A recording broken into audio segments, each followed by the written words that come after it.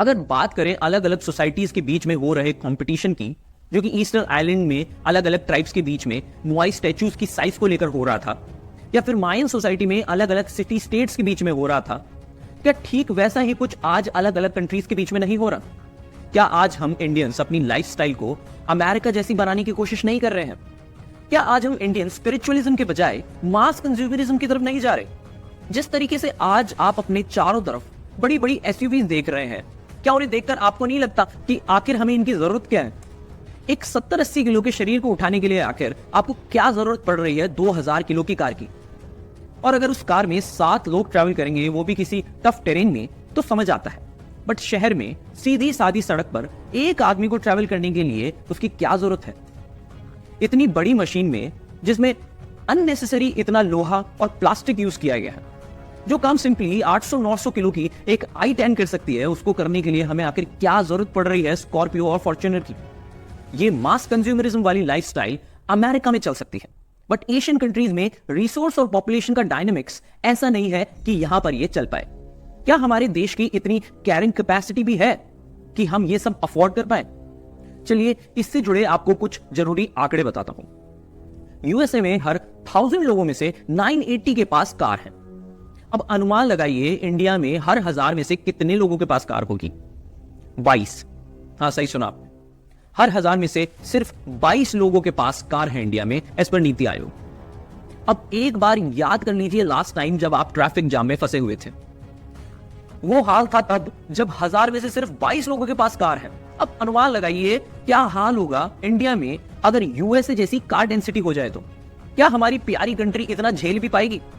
और जो लोग ये सोचते हैं कि वो तो डेंसली पॉपुलेटेड सिटीज में रहते हैं इसलिए इतना बुरा हाल है, और अगर कार की डेंसिटी बढ़ती है तो सिर्फ यही नहीं बढ़ेगी, पूरी कंट्री में इक्वल प्रोपोर्शन में बढ़ेगी, तो मैं उन्हें ये बता दूं कि अगर ऐसा भी होता है तो भी कार की डेंसिटी प्रोपोर्शनली सिटीज में ज्यादा बढ़ेगी, क्योंकि यूएसए में भी जहां हर किसी के पास कार है, वहां भी ये हाई डेंसिटी सिटीज में ज्यादा देखने मिलती है। अब अगर ये फैक्ट जानने के बाद भी आपका मन कर रहा है एक बड़ी कार खरीदने का, एक एसयूवी खरीदने का, जिसकी एक्चुअली में आपको कोई नीड नहीं है, तो आप मान लीजिए कि आप एट कोर एक मटीरियलिस्टिक इंसान हैं। तो ऐसे में कोई सेंस नहीं बनता आपके पूजा पाठ करने का या मंदिर मस्जिद जाने का, क्योंकि ये सारे काम स्पिरिचुअलिज्म की तरफ जाने वाले लोगों को शोभा देते हैं। अब या तो आप मटीरियलिस्टिक बन सकते हैं या फिर स्पिरिचुअलिस्टिक बन सकते हैं। ये दोनों रास्तों पर एक साथ चलना संभव नहीं है।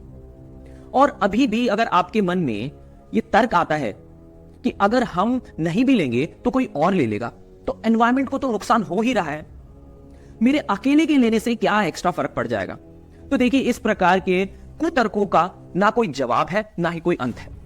आप अपने आजू बाजू ऐसी बहुत सी गलत चीजें होते देखते हैं जिसको देखकर आपको घिन आती है, जैसे कि रेप या मर्डर। उन्हें देखकर कभी नहीं सोचते कि बाकी लोग भी तो कर रहे हैं और हजारों की संख्या में हो रहा है, क्या मैं भी कर लूं? वहां आपको सही या गलत के बीच में अंतर तुरंत समझ आ जाता है। उसी प्रकार से जब आप अपने एनवायरमेंट का ध्यान नहीं रखते तो भी उसके कारण इनडायरेक्टली हर साल काफी लोगों की जाने जाती है। जैसे इंडिया में ही एयर पोल्यूशन के कारण हर साल लगभग 20 लाख लोगों की जाने जाती है। तो भले ही आप जानबूझकर उन्हें नहीं मार रहे, बट ये डेटा जानने के बाद भी अगर आप अवॉइडेबल एयर पोल्यूशन कर रहे हैं तो आप उनकी हत्या के जिम्मेदार हैं। मैं मानता हूं कि मर्डर और रेप जैसे हीनियस क्राइम को एनवायरमेंट पोल्यूशन से जोड़ना एग्जैजरेशन हो सकता है, बट जब तक एनवायरमेंट पोल्यूशन को भी हम ऐसे हीनियस क्राइम की तरह नहीं देखेंगे, तब तक आपके हाथों से ऐसे ही बेवकूफी भरे काम होते रहेंगे। इसके अलावा अगर सुधार कार्य में हम पेड़ उगा रहे हैं तो उनसे कितना फर्क पड़ रहा है? कहीं ऐसा तो नहीं कि ये पूरा पेड़ उगाने का जो खेल चल रहा है वो सिर्फ एक फील गुड एक्ट है और रियलिटी में उसका असर ऑलमोस्ट नेग्लिजिबल पड़ रहा है। चलिए इससे जुड़े कुछ आंकड़े देखते हैं। एक एवरेज इंडियन एक साल में 1.6 टन ऑफ CO2 एमिट करता है। हम जो भी काम कर रहे हैं जिससे ग्रीन हाउस गैसेस रिलीज होती हैं, उनका CO2 इक्विवेलेंट अगर देखें तो साल भर में एवरेज हुआ 1.6 टन, माने कि 1600 किलो। अब ग्लोबल एवरेज CO2 एमिशन है 4 टन पर ईयर, और यही आंकड़ा यूएसए के केस में है 16 टन पर ईयर। मतलब इंडियंस के मुकाबले एक एवरेज अमेरिकन 10 गुना ज्यादा CO2 एमिट करता है।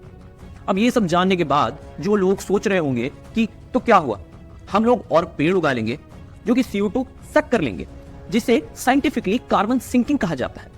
तो शायद आप लोग एक बात जानते ही नहीं कि एक पेड़ एक साल में एटमॉस्फेयर से कितना CO2 खींच सकता है? 25 से 40 किलो। एक पेड़ एक साल में एटमॉस्फेयर से सिर्फ 25 से 40 किलो CO2 खींच सकता है। और यह भी हर पेड़ नहीं कर सकता, सिर्फ वही पेड़ जो अभी जवान है और अभी उसका काफी उगना बाकी है।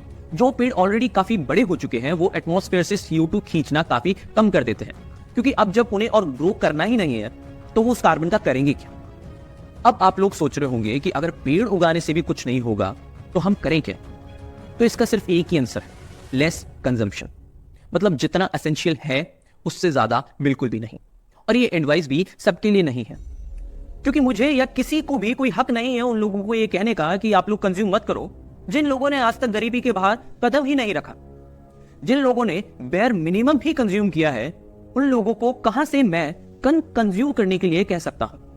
ये मैसेज उन लोगों के लिए है जो एक्चुअली मास कंजम्पशन कर रहे हैं, क्योंकि वही मास स्केल पर CO2 भी एमिट कर रहे हैं।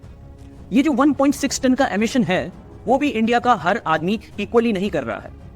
मैं आपको याद दिला दूं कि ये इंडिया का एवरेज है, मतलब कुछ लोग इससे बहुत ज्यादा एमिट कर रहे हैं, एक्सट्रीमली ज्यादा, और उन्हीं के कारण ये एवरेज यहां तक पहुंचा है।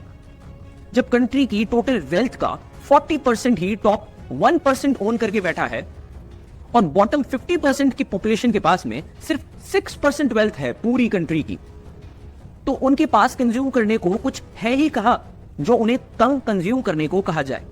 अब आप अगर जानना चाहते हैं कि आप कहां स्टैंड कर रहे हैं इसमें, तो इसका सिंपल सा टेस्ट है। अगर आपकी मंथली सैलरी 25,000 से ज्यादा है तो आप इकोनॉमिकली इंडिया के टॉप 10% में आते हैं, और अगर आपकी मंथली सैलरी 60,000 से ज्यादा है तो आप इंडिया के टॉप 5% में आते हैं। अब आप खुद देख लीजिए कि आप कहां स्टैंड कर रहे हैं। क्या इसके बाद भी आपको अपनी शेखी दिखाने के लिए जरूरी पड़ रहा है कि आप एक SUV भी ले लें? अब कुछ ऐसी ही सोसाइटल इनइक्वालिटीज देखी थी हमने अभी थोड़ी ही देर पहले मायन सिविलाइजेशन में, और जैसे ही रिसोर्स डिप्लीशन के कारण समाज में टेंशन बढ़ी तो यही नाजुक ढांचा तुरंत गिर गया। तो समझदारी इसी में है कि हम जितनी जरूरत है उतना ही कंज्यूम करें, एनवायरनमेंट की नाजुकता को समझें और ध्यान रखें कि कहीं हम ईस्टर्न आइलैंड के लोगों की तरह एलियन क्रॉप स्पीशीज तो नहीं उगा रहे, और नेटिव स्पीशीज को ही अपनी स्टेपल डाइट बना के रखें। एनवायरमेंटल प्रॉब्लम्स जो कि बहुत ही स्लोली सामने आती हैं उन्हें सीरियसली ले, और ईस्टर्न आइलैंड की तरह मोआई स्टैच्यूज के जादू टोने या फिर मायन सिविलाइजेशन की तरह रिचुअल्स के बजाय रैशनल और प्रैक्टिकल सॉल्यूशंस पर ध्यान दें।